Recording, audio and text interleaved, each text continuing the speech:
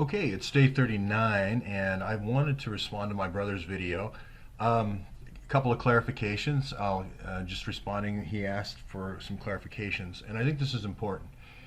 First of all, I've always believed that the drug trade in Los Angeles was started by George Bush in 1980 when Ronald Reagan became president, or 1981, July 20.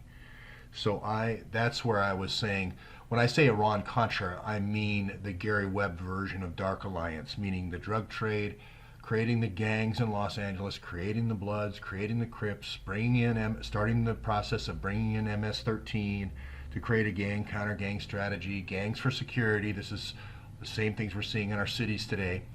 So it's actually a very good crucible to explain exactly what CIA does. And this is Gary Webb all over again. If you want to go back to Dark Alliance, you can look at this. But the idea is we have winners. Our gang is winners. Their gang is losers. We're going to acquire assets by attacking them in a lot of different ways. You can do that through honeypots. You can do that through opiate targeting, getting people arrested, taking their assets, a whole system. And then you come up with this social graphing that you attack families. Basically, it's very tribal in nature. So that's what I mean about Iran-Contra, to answer Dave's question.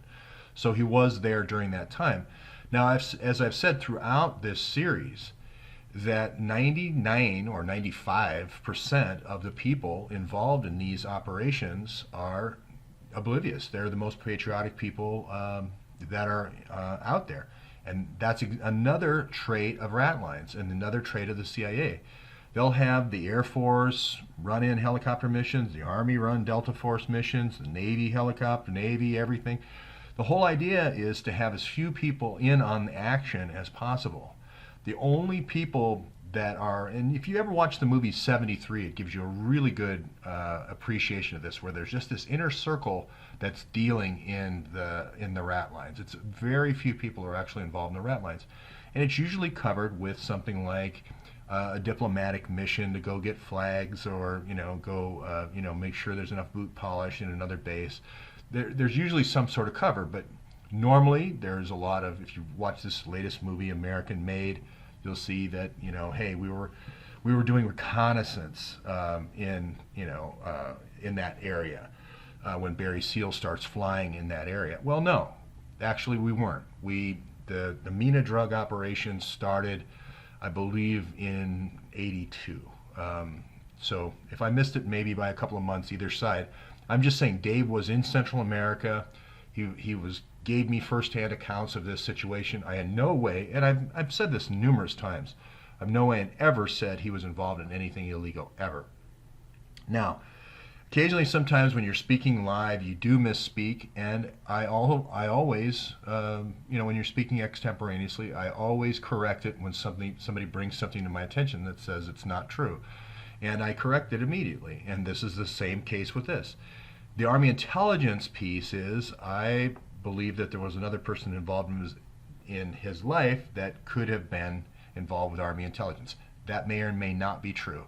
I don't have any proof of that. That's why I misspoke about Army intelligence. And I think he knows who I'm talking about. And I won't mention that person's name.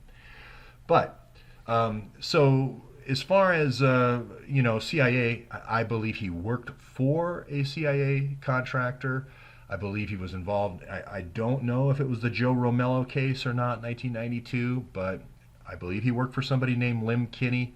I do believe that there was a fraud case. I put the thumbnail on my video. If that's not the right case, I believe it was one of the highest ranking CIA people ever. So when I say working for, I mean as a contractor for the CIA. So I don't want to say Dave was a CIA agent or he had a paycheck that ever said CIA. He never did. I do remember him telling me that he was instrumental in putting this guy away for a long time. And I thought the guy's name was Joe Romello, and I thought it was Lim Kinney was the person that was involved in the fraud with him. So that's where I get it, my information. If that's wrong, David can correct this, but that's where I got those impressions. I hope that clears that up.